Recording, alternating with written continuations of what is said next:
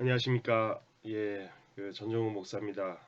12월 19일 주일 예배를 온라인으로 드리게 돼서 먼저 죄송하게 생각합니다. 저희 상우가 목이 좀 아프다고 그래서 정부의 방역 지침에 따라서 저희 오늘 예배는 제가 가서 예배를 인도하기 어렵고요. 온라인으로 예배를 대체하겠습니다.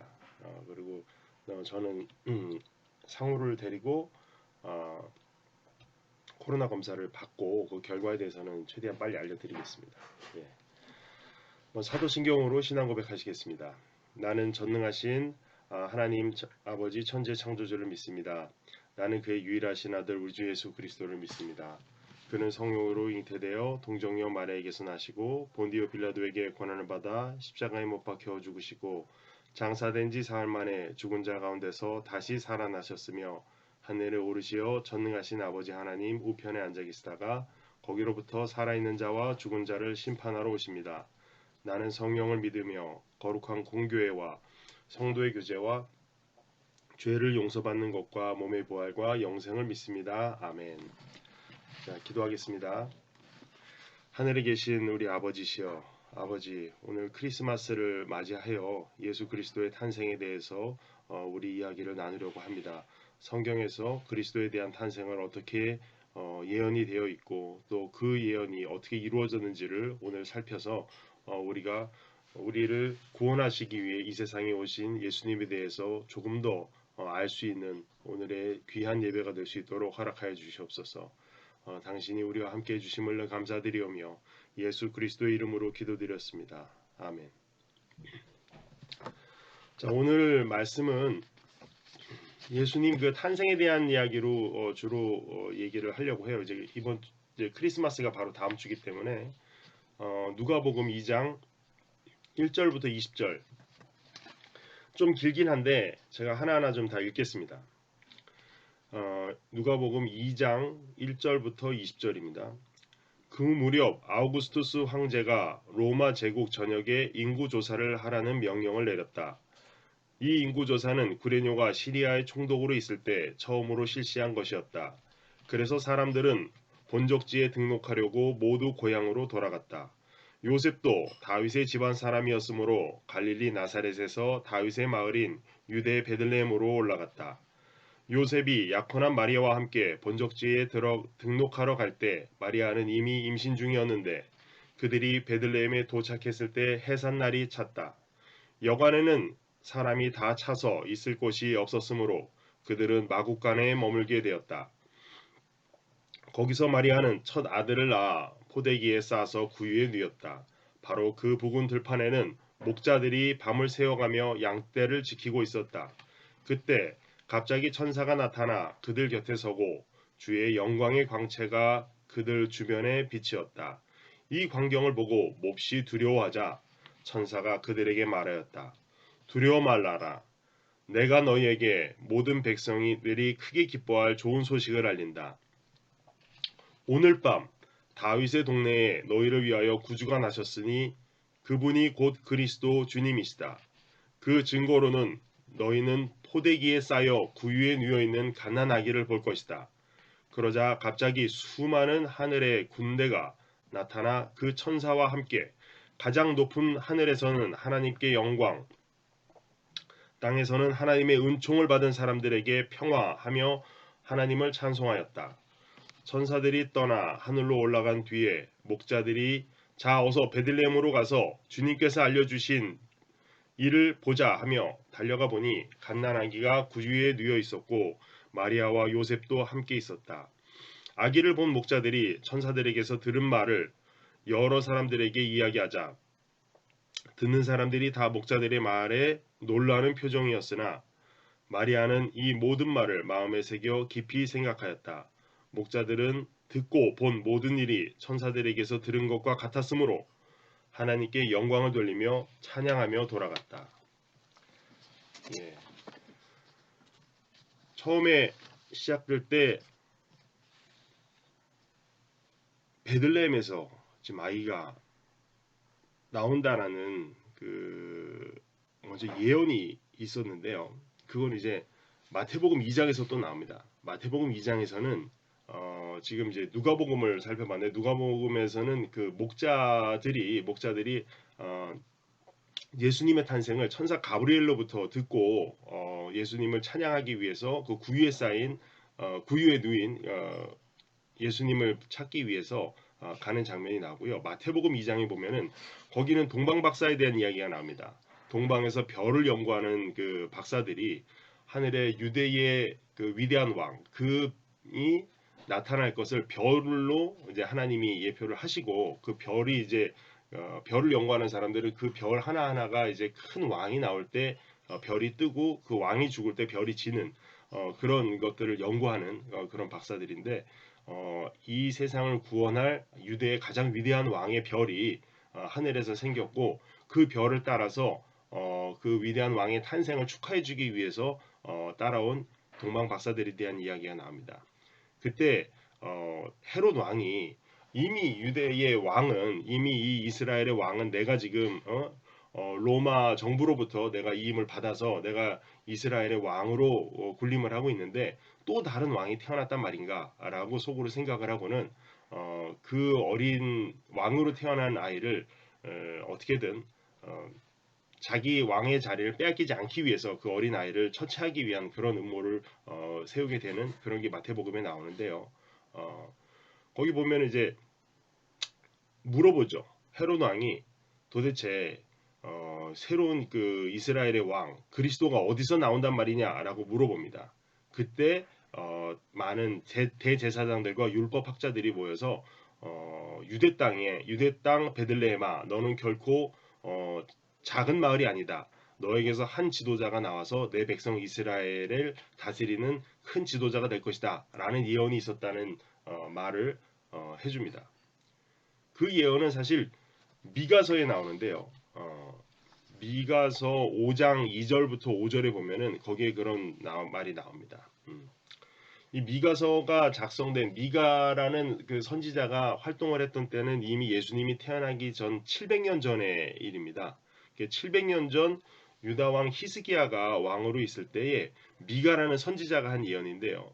700년 전에 이미 베들레헴에서 예수님이 태어날 것이라는 예언이 이루어집니다. 그런데 예수님의 아버지와 어머니 요셉과 마리아는 베들레헴에 사는 사람이 아니에요. 그들은 나사렛이라는 아주 작은 시골 마을에 살고 있습니다. 나사렛이라는 작은 시골 마을에서 살고 있는 요셉과 마리아. 근데 요셉과 마리아 둘 다 꿈을 꿔서 마리아가 처녀인 마리아가 성령으로 아이를 잉태해서 낳을 것이고 그 아이를 예수라고 하라. 그 아이가 우리 인류를 구원할 그런 메시아시다라는 꿈을 동일하게 가브리엘 천사로부터 그 꿈을 요셉도 꾸고요. 마리아도 꾸게 되죠. 그 꿈대로 이루어질 것이라고 생각을 하고 요셉과 마리아는 아주 조심히 그 마리아의 몸속에 잉태되어 있는 아들을 정성껏 키우고 있었습니다. 뱃속에서 키우고 있었죠. 아직 태어나지 않았으니까.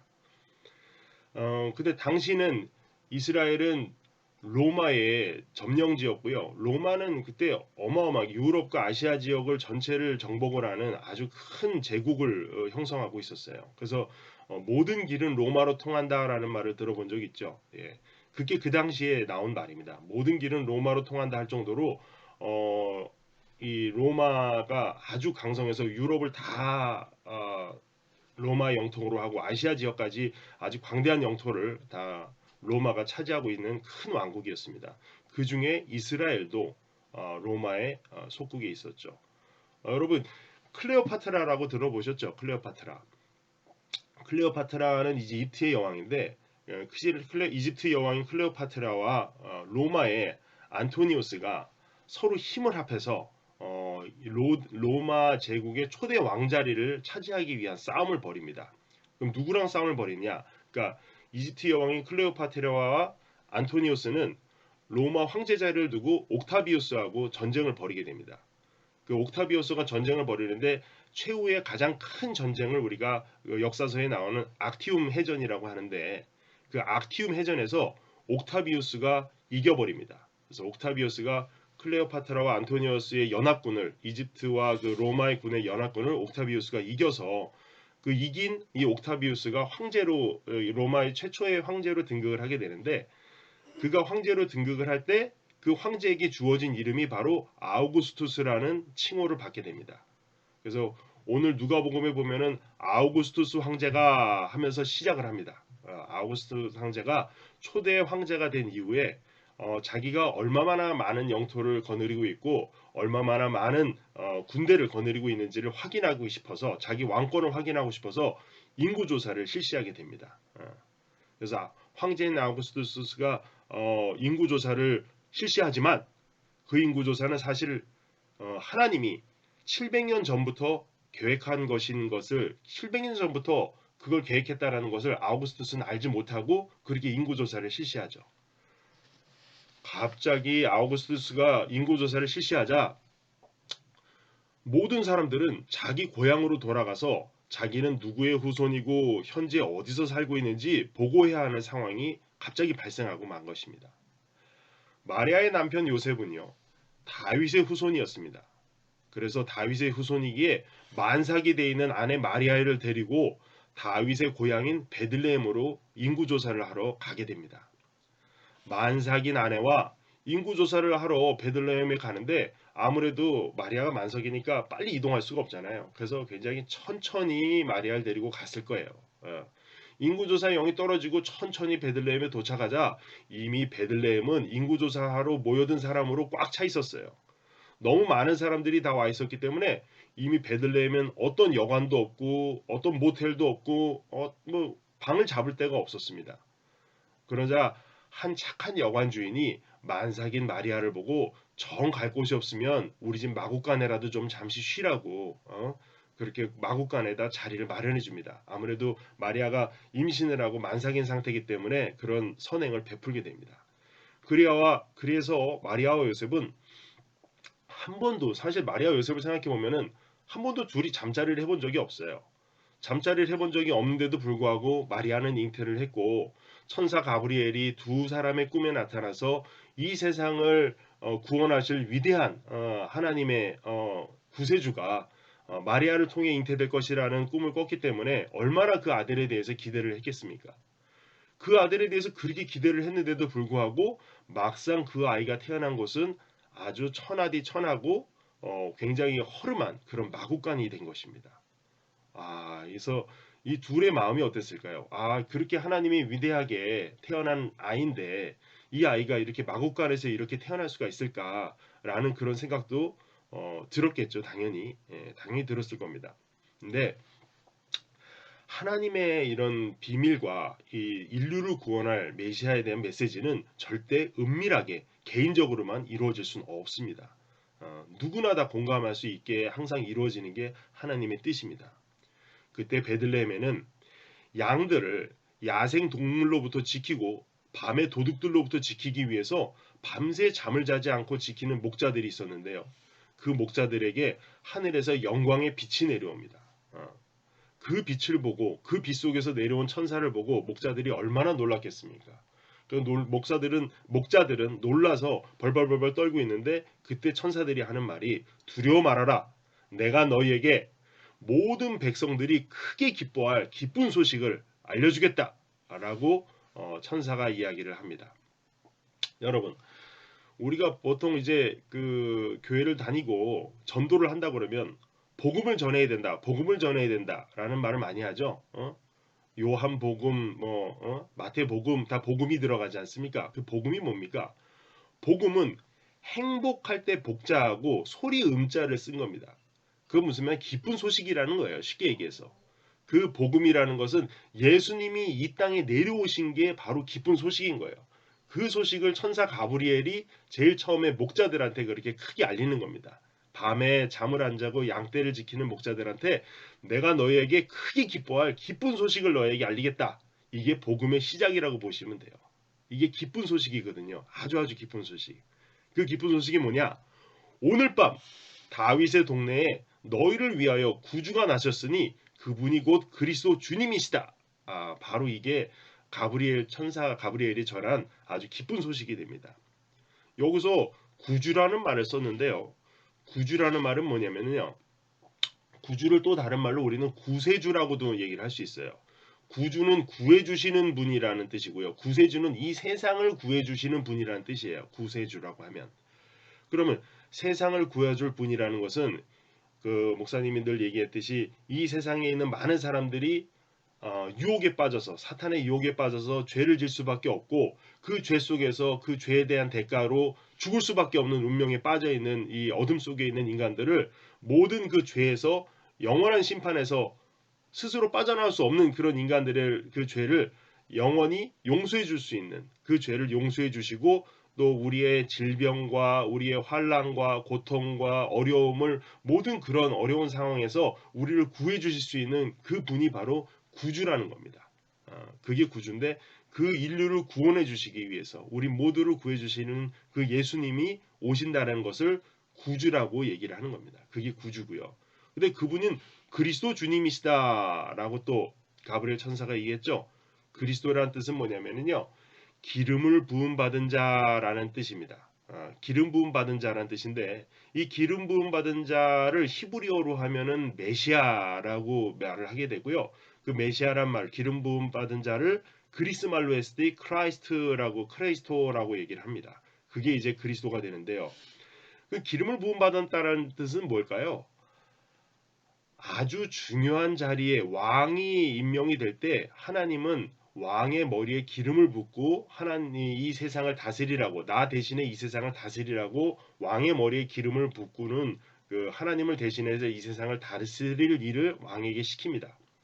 그래서 여기서 기름 부음 받은 자 메시아 그리스도는 하나님의 일을 하나님의 가장 중요한 일을 대신해서 이 세상이 하기 위해서 이 세상을 구원하기 위해서 나타날 사람을 메시아 그리스도라고 하는 것입니다. 그래서 기름 부은 자, 기름 부음을 받은 자. 그래서 하나님의 일을 대신해서 이 세상을 구원할 자가 예수님이시고 그 예수님이 이 세상에 오셔서 우리 곁에 이 세상에 내려오셨다라는 것, 우리와 함께 할 수 있게끔 이 세상에 내려왔다라는 게 우리에겐 가장 큰 기쁜 소식이 되는 것입니다. 예. 모든 만물의 주인이 되시는 예수님, 천사도 그분의 탄생을 찬양하는 크리스마스, 그 크리스마스가 이제 곧 다가오고 있습니다. 비록 그 예수님의 시작은 허름한 마구간에서 이루어졌고 말 구유에 누여진 아기 예수님은 밤새 양을 지키던 목자들에게 찬양과 축하를 받게 되었고요. 그리고 유대인의 왕으로 나왔다고는 했지만 어떤 유대인도 예수님을 왕으로 칭송하지 않았고 알아보지 않았고 왕으로 여기지도 않았습니다. 오히려 동방에서 별을 연구하는 사람들, 세상의 운명이 어떻게 될지를 연구하면서 별을 연구하던 그 박사들이 예수님께 찾아와 이분이 유대의 왕이면서 온 세상을 구원할 분이시라는 것을 인정하고 시인하며 그 예수님께 많은 선물을 갖다 주고 그리고 찬양과 영광으로 예수님의 탄생을 축하해 주는 것을 우리는 볼 수 있습니다. 자, 오늘 얘기에서 나온 로마 황제 아우구스투스도 베들레헴의 여관 주인도 밤새 양을 치던 목자들도 동방의 박사들도 이 모든 사람들이 오늘 말씀에 나온 이 모든 사람들이 하나님이 이미 오래전부터 준비하셨던 온 인류를 구원하실 예수님의 탄생에 대한 예언을 이루고 그 예언대로 자기네들이 쓰임 받았다는 것을 모르고 그 일을 하게 됩니다. 갑자기 아우구스투스가 그렇게 왕권을 다 잡고 인구 조사를 하는 것도 또 여관 주인이 그렇게 마구간에 저자라도 잠시 그 임신한 여인이 있으니 쉬라고 한 것도 밤새도록 그 들판에서 양을 지키는 목자들도 별을 따라온 동방 박사들도 자기들이 모르는 사이에 하나님의 예언이 하나님의 약속이 성취되는 가운데 서 있음을 우리가 볼 수 있습니다. 누구든지요 하나님이 하신 일을 거역할 수는 없습니다. 이 성경을 읽으라고 목사님이 자꾸 얘기하잖아요. 성경을 읽으면 읽을수록 한 가지 분명하게 깨닫는 게 있습니다. 하나님이 작정하시고 하나님이 계획하신 일은 반드시 이루어진다는 것입니다. 오늘 나온 이 사람들도 하나님이 계획하시는 일을 이루는데 그대로 자기네들이 아주 귀한 축복의 자리에 서서 사용이 되었음을 우리는 봅니다. 목사님 늘 생각하는 것은 하나님이 그 뜻을 이룰 것이라는 것은 뭐 조금의 여지도 없고요. 의심의 여지도 없고요. 당연히 하나님은 하나님의 뜻을 이루실 거예요. 근데 하나님이 뜻을 이루실 때 저나 여러분들이 그 선한 뜻을 이루는 그 과정과 그 과정과 그 길에 우리가 서 있기를 바라는 거예요. 하나님은 하나님의 뜻을 이루기 위해서 모든 인간과 모든 만물을 사용하시는데 어떤 사람은 악하게 사용하기도 하고요. 어떤 사람은 선하게 사용하기도 합니다. 예수님을 팔은 가룟 유다도 하나님한테 사용이 된 거예요. 사용이 된 겁니다. 하지만 악하게 사용이 됐죠. 예.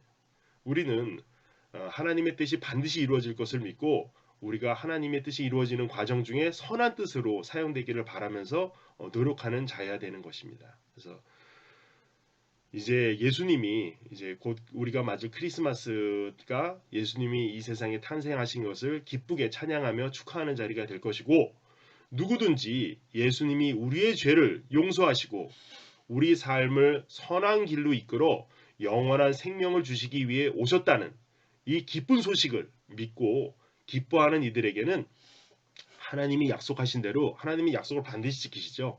그래서 예수님이 그런 예수님의 기쁜 소식 가브리엘 천사가 전한 것처럼 그 기쁜 소식을 듣고 정말 기뻐하는 정말 예수님이 오셔서 저는 정말 기쁩니다. 이 세상에서 내가 바르게 살 수 있는 길이 없었고 이 세상에서 내가 내 양심을 지킬 길이 없었고 이 세상에서 내가 어떻게 살아야 될지 모르고 방황하고 있었지만 이제 예수님을 통해서 내가 어떻게 사는 길이 바르게 사는 길이고 어떻게 하면 내가 영원한 생명의 길로 갈 수 있는지를 깨닫게 해주시고 그 길을 열어주신 예수님이 오신 걸 정말 기뻐합니다.